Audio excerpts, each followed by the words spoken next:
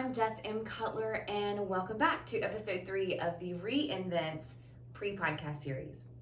Beginning on episode 5, we'll actually begin sharing a variety of 8-minute inspiring and encouraging messages that will alternate weekly with longer interview-style conversations with other individuals and entrepreneurs that have reinvented their lives, or they can offer a unique perspective or insight, if you will, to inspire others on their journey to find their purpose.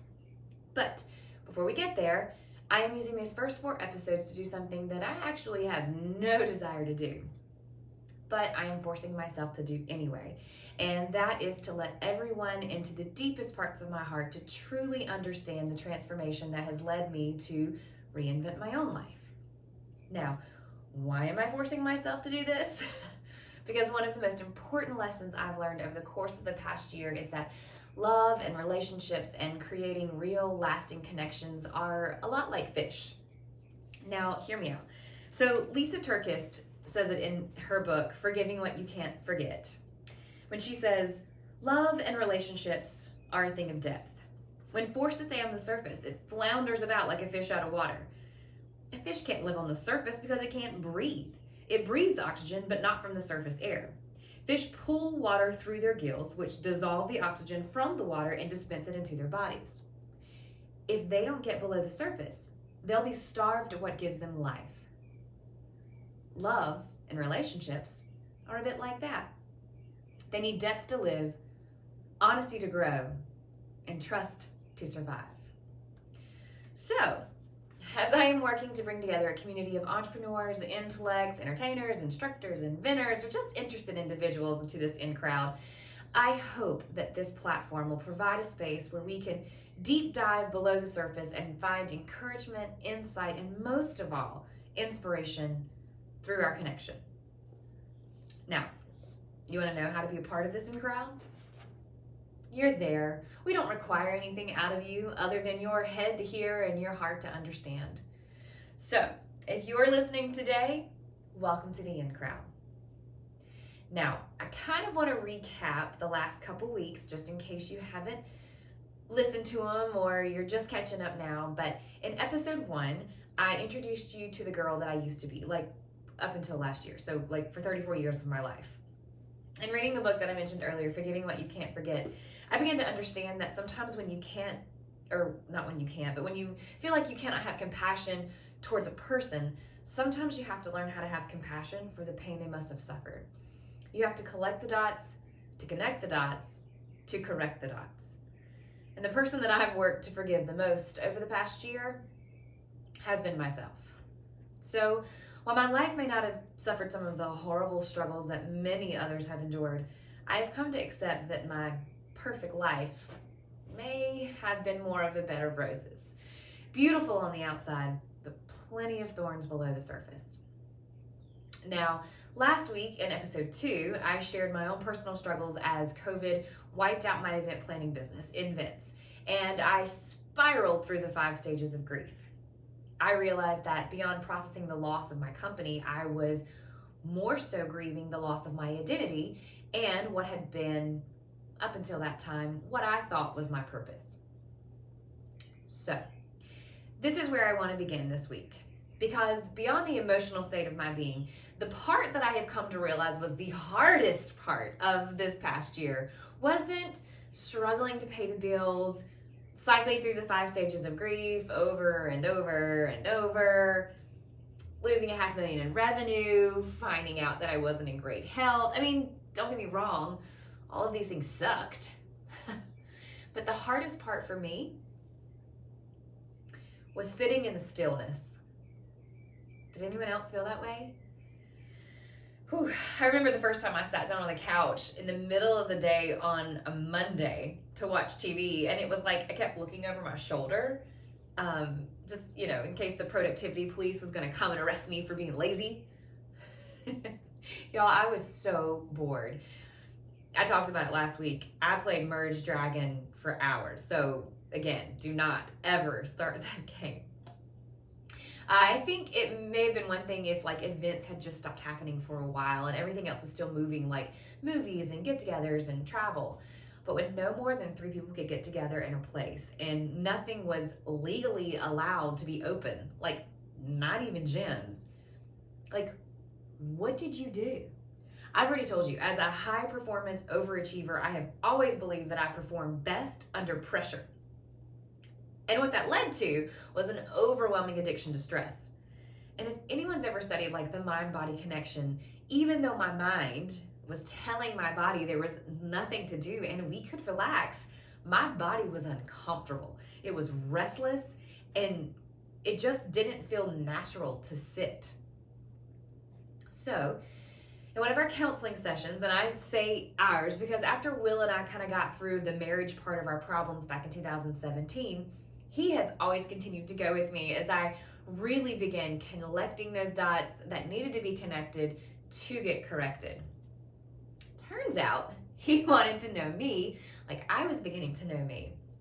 I remember I asked him once, babe, did you know I was this crazy when you married me? Like, why didn't you tell me? And again, he so simply replied, because I love being married to you. Yeah, good answer, Will. So in one of our counseling sessions, in an act of desperation, I asked my counselor, what do I do? Like literally, physically, what do I do? There is nothing to do. And it's like when you're a kid and you walk up to your mom and you're like, Mom, I'm so bored. What should I do? And she's like, I don't know. Go find your brother. Go outside and play. Well, my counselor very nicely said, well, Jessica, what do you like to do? What are your hobbies? I'm a pageant girl. I've been trained to answer even the most ridiculous questions like, if you were standing on a compass, which direction would you look for guidance? But when she asked me this question, what are my hobbies? What did I like to do? I kept saying the word over and over in my head, like hobbies. It was like hearing a new word for the first time. And honestly, I couldn't give her an answer. So she was like my mom. She was like, okay, well, go outside and figure it out. So I did. Like any good straight A student, I went home, I did some research, and the first thing I did was I Googled the definition of the word, to which I found hobbies are activities that are done regularly in one's free time for pleasure. Okay, yep, free time. I have heard this word before. It's like that time you have when you're not working. Yeah, I'm a small business owner. I've never had that before. To be completely honest, most of the things I did for fun, like travel, were also for work. So if I'd always found ways to integrate my purpose, my work, into my free time, then I really didn't know what I never did in my freer free time. You feel me? Yeah, that's how I felt too. I didn't get discouraged though. I simply had to dig a little deeper into my research. So next I Googled examples of hobbies. I mean, everyone's supposed to have hobbies. I just figured that was something you were supposed to do if you didn't have more productive things to do, like work. I mean, hobbies are kind of like a job. The only difference is you do these activities to fill your time because you want to. Huh. Interesting. Yep, never had need of those before. So, after reviewing the list of examples of hobbies that Google so graciously provided, I decided to focus on 3 key hobbies. If you listened to last week's episode, then you already heard me say that I'd actually already began working out and eating right. I mean, I'd always kind of kept up a pretty good routine, like just in order to stay what I always called in shape for event season. Just now, I was going to do it because I wanted to, not because I was making myself do it for work. So number 1, hobby, workout. Number 2, learn a new trade. That trade for me was going to be cooking. Now don't judge me. Yes, I was raised in the South, but my mama is an excellent cook and she loved to do it. So growing up, I never really learned anything, we'll call it show-worthy in the kitchen. When Will and I met, all I had in my kitchen was like cereal, Lunchables, and hot dogs. Y'all, I'm telling you, I have always loved a hot dog. That was my dinner for many, many years. Thank goodness for my first big girl job at Dixie Stampede. It came with what I call my beach mama, Ann Hayes, who took pity on me and my eating habits and would actually cook a little extra when she was making dinners on the night before so she could bring me the leftovers the next day. I'm sorry, I'm totally getting off track. Funny story though about my first hot dog dinners. The first time I ever wanted to cook a hot dog that wasn't over like a fire pit. Yeah, I'm a country girl. It was the first summer that I was living by myself in Myrtle Beach between my freshman and sophomore year, so I was like 19 years old. I actually called my mom to see how I was supposed to cook my hot dog. I actually ended up frying it, if you were wondering, but struggle was so real in the kitchen department. So hobby number 2, learn to cook. Now, just so you know, that hobby was very short-lived for me because per definition, hobbies were supposed to be something that I did in my free time for pleasure. And even though Blue Apron did make it very simple for me, and I did some decent meals, keyword missing was pleasure. Cooking did not give me pleasure. So, the final hobby I decided to commit to was reading. Apparently, if it was not something I had to read for work, I had not picked up a book since college. Now, in all fairness, I did make straight A's, graduated number 1 in my university, so I've done my fair share of reading, but I think maybe like burned out is how I felt towards the whole activity since school. But despite this grudge that had apparently been holding over this particular activity, I had been known to read a juicy romance novel here and there over a vacation or two, so I figured I could start there. So I did read a few of them, which got me through like a couple days. Yeah, I've never had that much free time before. And just to kind of run through it, like working out was only about 2 hours in a 24-hour day. Cooking only took me about an hour, and I already told you on the last episode I had no melatonin, so I really couldn't sleep. And if I did, it was maybe for an hour. So I just told you, I told you about the 4 hours of my day. And guess what? There were 20 more. So not only were my days slow, they were long. Whew. So the last final hobby I decided to work on, more so to take the place of cooking, was listening to podcasts. Now, I'm a music girl. I love to listen to music all the time. But after a few weeks and certainly months of listening to Broadway, country, classical, Christian, soft rock, R&B, pop, hip hop, and even rap, y'all, I just couldn't do it anymore. So my hubs turned me onto a podcast that had really helped him during that time whenever he lost his dad. And it was the Ed Mylett podcast, Max Out. Now, I'm going to spell his name, Ed, E-D, Mylett, M-Y-L-E-T-T, because if you're listening to me, you listen to podcasts. And if you're not listening to him, you should be, because this man has changed my life in more ways than I can ever explain. But he literally has the best podcast, so you should check it out. Okay, but I wasn't sure where to start with all of his episodes. So I saw one that was entitled Expert Secrets to Becoming a Max Out Leader with John Maxwell. And they had recorded this pre-COVID, and since I didn't want to hear anything about COVID or anyone dealing with it or anything about COVID at that time, hashtag denial, that actually sounded like a really good place to start. So I was in my car, and I was actually waiting in a 30-minute line for Starbucks, because girls gotta have her Starbucks. And I'm so glad I was, because if I had not been, then I would have had to have stopped and pulled over just so I could write down what John Maxwell was saying in this podcast. Because what first caught my attention was, he said, to find my purpose, which I was currently looking for at that time, I needed to shift from a career to a calling. Okay? Easy. Career's gone, what's a calling? Next he said, a calling is a purpose with a divine touch. It's where my passion and my God-given gifts intersect. Awesome. Okay, passions, gifts, need to think about those things. What's next? You have to go uphill. Everything worthwhile is uphill. To go uphill, you have to be intentional. Nobody ever went uphill by accident. You've never read a book about accidental achievements. You have to be intentional about who you are and what you do. It's like I had never thought about that before. I'd always accepted the life and worked hard to excel at the opportunities that the world presented to me. I never really thought about where I wanted to go or who I wanted to be. Not really. I don't know, I just didn't think that's how life worked. So I've got to be intentional about who I am and what I want to do. I mean, at this point, I couldn't even figure out what I like to do for fun, so I had a long way to go to even begin to figure out what it meant to be intentional about those two things. So, while it didn't quite solve my problem, it definitely got me thinking. So, after I had read about 4 romance novels in a row, my hub suggested that I switch it up and try something more in the self-development realm.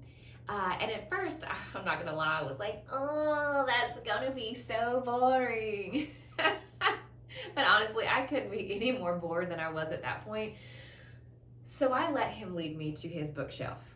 And oh yes, my husband has a rather large bookshelf because he reads like a book a week, and he cooks amazing meals, and he surfs, and he stand-up paddleboards. He has his boat captain's license and all these amazing hobbies that just makes him this incredible jack of all trades, and he drinks expensive wines, and he knows things, and whatever. Maybe he knows a thing or two about hobbies. So, as he started pulling out books that he thought would be a good place for me to start, the one that caught my eye was actually the tiny little book. See, size of my hand, $4.97 from the bargain price bin. And it was written by John Maxwell, entitled How Successful People Grow. Okay, I thought about it again. You have to be intentional about who you are and what you do. Okay, well, I certainly considered myself a successful person, but more than that, I could recognize that I was stuck. And not just in the pause of the pandemic, but I think back to one of the only posts that I shared in the midst of last year on my personal Facebook page, where I confessed I was becoming so good at the 5 stages of grief that the emotions of each stage that had taken me weeks previously to get through, I could roll through daily at this point. So, first things first, to figure out who I wanted to be and what I wanted to do, I had to figure out where I was starting. So, who was I and what was I doing at that time? Okay, I was a successful person that was stuck. I was stuck grieving the loss of my event planning company, Re-Envents. I was grieving the loss of my identity because really beyond being an event planner, I didn't know who I was anymore. I was grieving the loss of my purpose. Planning events was literally all I had been doing up to that point, and now that it was gone, I had no way to even pretend to do it with all the restrictions in place. I had nothing to give, no purpose to fulfill. But I also knew that I was a successful person that wanted to be unstuck, that was open to finding a new career, better yet, a calling, that realized wrapping my identity up in a career was a mistake that I only needed to make once. And if I could figure out how to create a new identity apart from work, I would do it. And I was a successful person that realized that with my purpose gone, I needed to find a new one. So I was going to be intentional about finding my purpose, my calling. So when I opened this little book and I read the introduction, it said, potential is one of the most wonderful words in any language. It looks forward with optimism. It is filled with hope. It promises success. It implies fulfillment. It hints at greatness. Potential is a word based on possibilities. What a positive thought. Your personal potential is what you could be, the person you can become. Since you're reading these words, I believe you also have the desire to reach your potential. So now the question becomes, how do you do it? Well, the answer is growth. And to grow, you must be highly intentional. What exactly do I mean when I write about growth? Growth that'll be as unique as you are. To discover your purpose, you need to grow in self-awareness. To become a better human being, you need to grow in character. To advance in your career, you need to grow in your skills. To be a better spouse or parent, you need to grow in relationships. To reach your financial goals, you need to grow in your knowledge about how money works. To enrich your soul, you need to grow spiritually. The specifics of growth change from person to person, but the principles are the same for every person. This book offers 15 ways for you to grow so that you can reach your potential. Each is a key that unlocks a door to a better future, but you will have to put in the work to actually grow. Bam! Okay, put in work. Now, those are words that I'm familiar with. So, in summary, needed to find my purpose to shift from a career to a calling. Calling requires discovering where my passions and gifts intersect. So to discover these, I needed to grow in self-awareness. And to be able to grow, I needed to be intentional. My new purpose, in search of my purpose, was going to be being intentional about my self-awareness and my growth. So, like I said in the intro, this book wasn't just a book to read. At the end of each little chapter, there were these exercises. And one of the first exercises in teaching you how to believe in yourself, it asks you to write out 100 words to describe yourself, with the caveat that some people may take hours, some may take weeks, and some may never finish. Well. He wasn't just talking to some people. He was talking to Jess M. Cutler. Challenge accepted. Not to brag, but I wrote 101 words in 36 minutes, with the 101st word being overachiever. And I'm not kidding. I actually laughed whenever I went back and saw that. I mean, seriously though. Smart, natural blonde, enthusiastic, go-getter, detail-oriented, sense of humor. I mean, obviously, believing in myself wasn't the problem. I was apparently aware of lots of gifts that I possessed. The problem I kept having when I was doing this exercise were these 3 words that kept popping up in my head that I knew I could not include in the main list to describe myself. I kept saying, no, Jess, you are definitely not those things. But I was getting so irritated because they kept popping up so much in my headspace that it was impeding the speed at which I was able to write all these other wonderful qualities and descriptions that I could award to myself. So what did I do? I made a little box in the corner with a list in it that I entitled, Not Words I Would Use to Describe Myself. And I put them there so I could keep moving through the main list. Now, on any other day, I would probably only read you the list of 101 words I created, and I would never even mention that small little box in the corner. But unfortunately, that's not what this podcast is about. And I'm sure you're wondering what those 3 words were, and I'm going to share them. But before I do, please know that this is where it gets real for me. I'm confessing a hard truth that I would only ever really admit to myself in hopes that no one would ever pick up my journal and read it. And while I would love for each of you to tell me that I'm wrong and try to invalidate my opinion of myself at the time, please know that that's not what this confession is for. This confession is once again to throw open the curtains of my stage life and reveal the truths that I know I should never let people see in an attempt to help you understand me better. So, what are the 3 words I couldn't use to describe myself? 1, humble. Go figure, right? 2, patient. That's kind of already known. And lastly, kind. So let's start with humble. I don't have to explain to you why I couldn't award myself this character trait. Insert entire exercise. What I do have to explain is how someone that thinks so highly of themselves learns humility. Insert COVID. COVID did an incredible job of creating circumstances that slammed that humble pie that so many people talk about taking a slice of right in my face.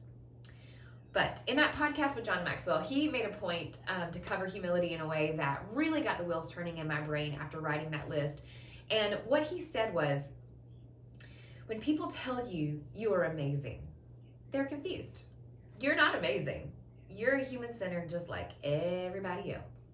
What they're admiring are your gifts, and all of your gifts were given to you by God. So you simply need to remember that and give that praise back to Him. Oh, he finished off the subject by saying, God is the total source of everything that is good about me, and I am the total source of everything that is screwed up about me. Yeah. For 5 years, I had been building this incredible company, constantly believing that I was doing it all by myself, believing that Invents had grown to where it was because I was so amazing. I mean, that's what everyone was telling me. Never once had I really stopped to acknowledge that everything I was doing, every opportunity that had taken me closer and closer to my definition of success, was only because God had equipped me with all of these unique gifts. Made me also think about something I used to hear all the time in church, and I'm sure you've heard at some point in your life, whether you grew up in church or not. But the Lord giveth, and the Lord taketh away. He gave me those gifts. And while He didn't necessarily take them away, He more so took away the idol where I was directing all of those gifts. Invents. I began to realize that my inability to humble myself through my losses and perceived failures went hand in hand with my inability to be vulnerable with others. Because the thought of being vulnerable has always made me feel like I was exposing myself to an unnecessary risk of harm. But as I've gained vulnerability and certainly humility as a result of increased self-awareness, it has become extremely hard to pretend with others when I can no longer pretend with myself. It's only been since my humility has allowed me to recognize my failures not as a weakness, but as a stepping stone towards my ultimate purpose. That my most honest opinion of myself has become an honoring opinion of myself, and that I can sit here in front of this camera and share it with you. And though it has been excruciatingly painful to learn and experience this kind of vulnerability, I believe that it has been the most life-giving part of my healing, which is why this pre-podcast series is such an important part of my journey in my reinvention. But guess what? All of this vulnerability and self-awareness has not been a short or timely project. And how do I know? Well, because I am not a patient woman. We've already established that I'm a control freak. I mean, that goes with the territory of being an event planner, right? I don't get things done because I sit around and I wait for people to do them. I make things happen. I am very good at professionally harassing people and getting answers. Even if the answer is no, I get an answer quickly. So, go from being able to control everything and plan months in advance and be prepared with lists for every day to COVID taking away all of that control and changing the plans like hourly. Y'all, I was a mess. In addition to listening to podcasts and reading my books and working out and going to counseling, I joined a women's support group. Again, the struggle was very real for me. But what I realized in the support group was that I wasn't the only one struggling. And I wasn't the only one struggling with patience. We started working through a really amazing devotional written by Max Lucado entitled 10 Women of the Bible. And I began to realize that this struggle has been real for lots of women and men since the beginning of time. So through this study, we heard numerous examples of lives that have been changed for the better and for the worst, all because of their ability or their inability to wait. Wait on what, you may ask? God's perfect timing. Apparently, He loves me too much to answer my prayers at any other time than the right time. And while I am grateful for that knowledge now, through that bargaining stage, man, time was most certainly of the essence. So while I found myself saying, okay, God, I'm waiting on you, big guy. But while I do, I'll just be over here trying to control a few things I can. And then, just whenever you're ready, you can just fit those into whatever you're working with and planning. That'd be great. But that is also apparently not how God works. Because accepting that God is in control and is working in his own time is only the first step in finding patience. And as we wait for God, he doesn't need our assistance. Now, for any of you moms out there or aunts with 3-year-old nephews like myself, I think the best analogy I can give you to understand what I mean when I say, like, I was trying to help God is like when our 3-year-old is trying to help us clean the house or bake a cake. Sure, we might get it done, but what could have taken an hour is probably going to take a whole day or a week, and that's like if we're actually able to get it done. But maybe while God doesn't need our help, he does require something out of us, and that is for us to trust him. Sounds easy enough, right? Yeah, well, coming from someone that creates corporate team building programs literally based on increasing trust between humans that can physically sit down in front of each other, see them, hear them, get immediate responses back from them, I, for one, know that trusting someone is much easier said than done. So, here are the thoughts that this impatient, perfectionist control freak held on to that helped a little.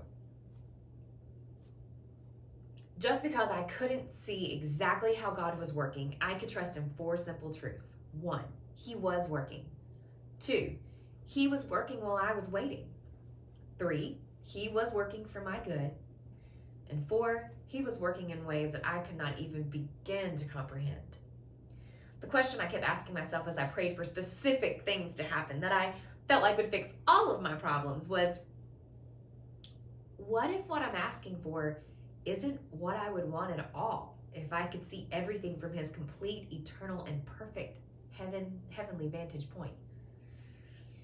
I mean, all of my suggestions, my prayers, were based on my partial, limited, earthly perspective.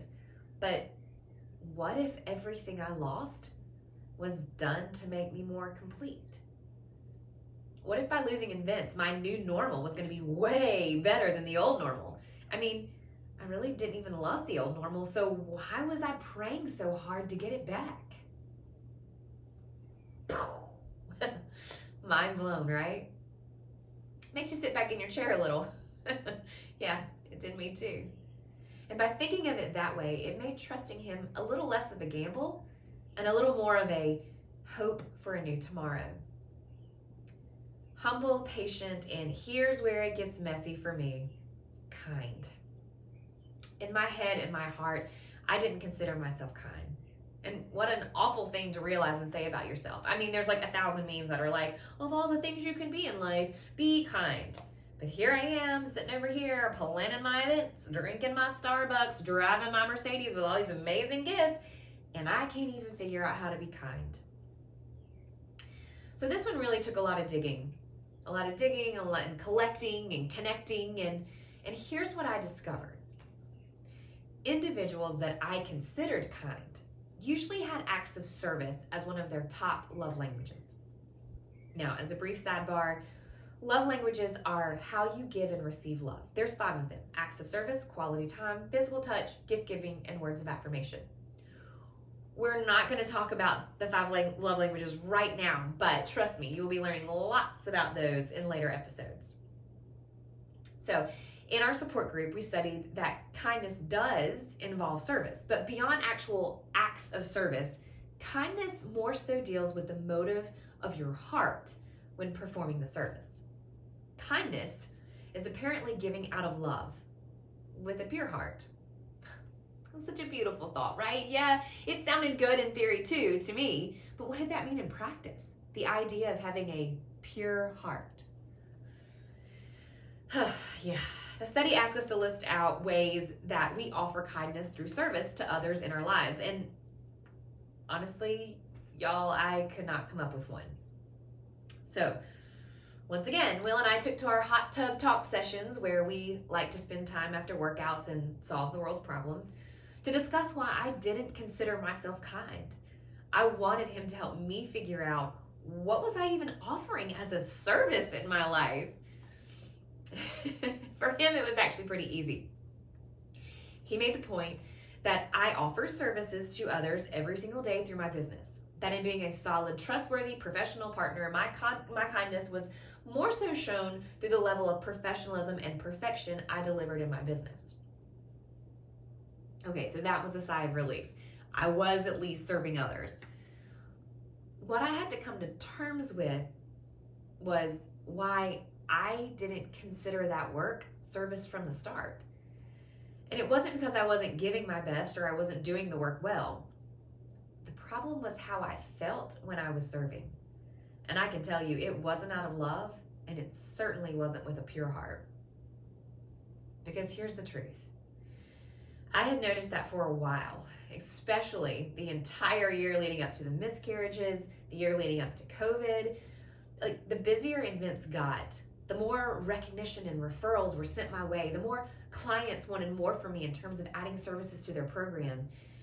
And instead of being happy and grateful and energized to serve, I was feeling stressed and overwhelmed. And if it's possible to feel this way at someone who's trying to give you thousands of dollars, I was feeling angry and unamused, I think is a good word. I dreaded getting emails from clients trying to add services last minute or change setups or final guarantees. I rolled my eyes when new referrals would come in, knowing that I was already 20 proposals deep and they were all due tomorrow, and this new one was probably going to need their stuff in 24 hours too. I mean, I would become irritated and constantly complained to Will how each group wanted me to respond to their emails and calls and revise their documents like they were the only group I was working on at the time, which, my old normal, I was usually working on no less than 25 to 50 events at any given time, depending on the season. Everything was an inconvenience and an aggravation in my work life. And because of this, everything became an inconvenience and an aggravation in my personal life. And not just my family and friends and time they wanted to take away from my ability to try to get everything done for my clients, but eating became a disrupt in my day. Remembering birthdays, trying to do something nice for someone. And if anyone tried to make me feel bad for it, the bitterness it just kept coming out of me. But I didn't recognize it because it kept coming out of me in forms of, here's a long list: derogatory assumptions, sharp cutting comments, grudges against others, anxiety if I couldn't keep up the perfect professional image, cynicism about the world in general, passive-aggressive statements to prove a point, feeling justified in my behaviors I knew weren't healthy because of what others expected out of me, snapping and exploding on other people, usually my family, whose actions didn't warrant that kind of reaction, becoming unexplainably withdrawn in situations that I used to enjoy, like for me were networking functions, demanding unrealistic expectations out of myself and others, and refusing to tell other people who were hurting me what was really bothering me. I was good at blaming and shaming other people inside of my mind over and over, and even covertly recruiting others to my side under the disguise of processing or venting. Yeah.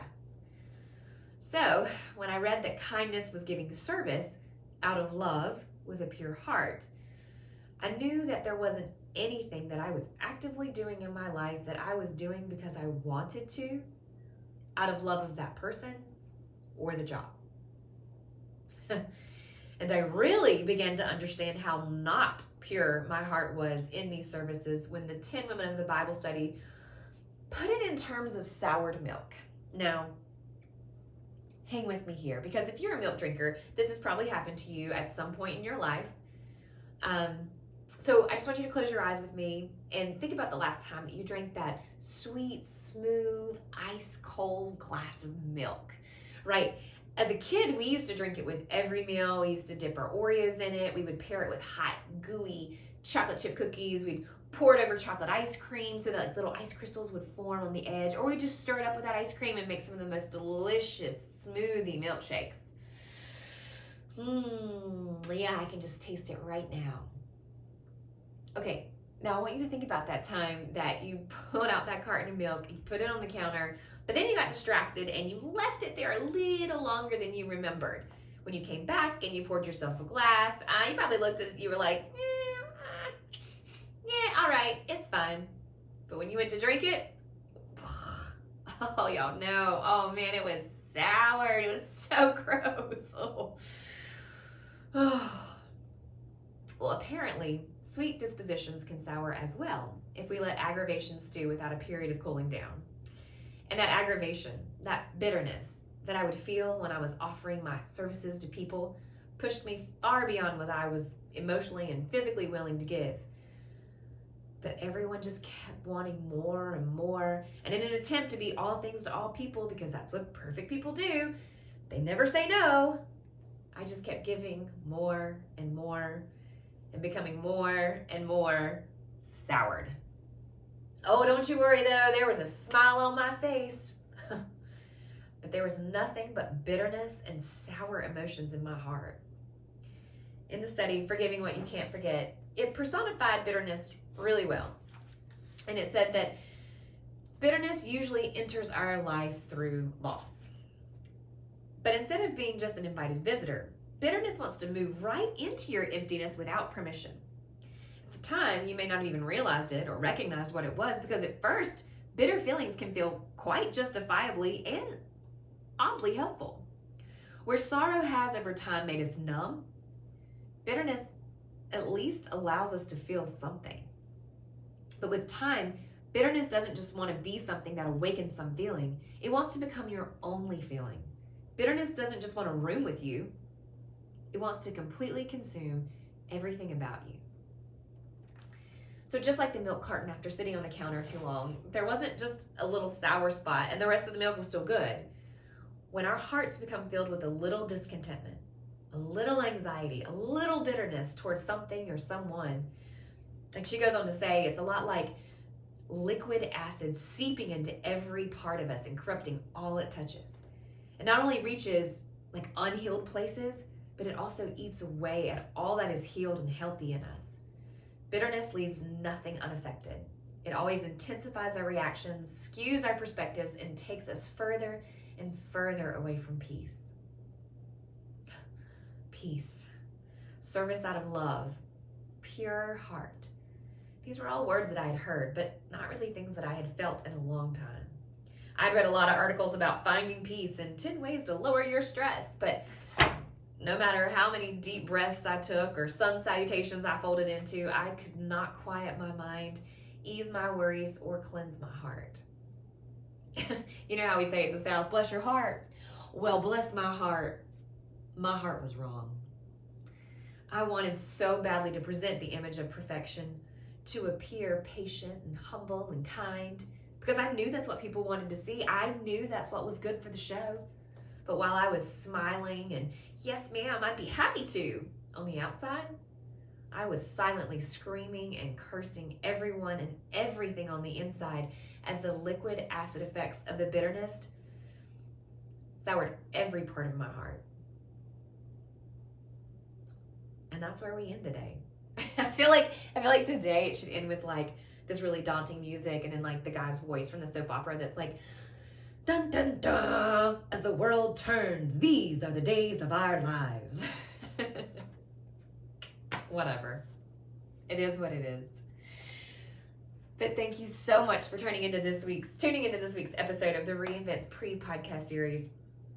The first step in figuring out how successful people grow is truly be vulnerable with yourself and others and figure out first where you're starting to begin to understand where you need to grow.